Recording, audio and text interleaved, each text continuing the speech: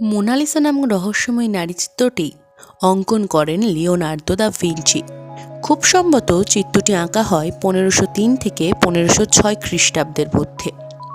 Mona Lisa চিত্রটি কোনো কল্পনাপ্রসূত নারী ছিল না। ইনি ছিলেন ইটালির ফ্লোরেন্সের ঘেরারদিনি পরিবারের এক বিদুষী মহিলা, যার নাম ছিল লিসা ঘেরারদিনি। এই চিত্রটির প্রকৃত নাম লিসা ডেল জিওকোন্ডা, যার অর্থ প্রসিদ্ধ চিত্র বা আদুরে চিত্রকর্ম। এই স্থিত হাস্যময়ী চিত্রটি অঙ্কিত হয় একটি পাইন কাঠের ওপর। এটি একটি তৈলচিত্র। বর্তমানে এটি ফ্রান্সের লুভার মিউজিয়ামে শোভা পাচ্ছে।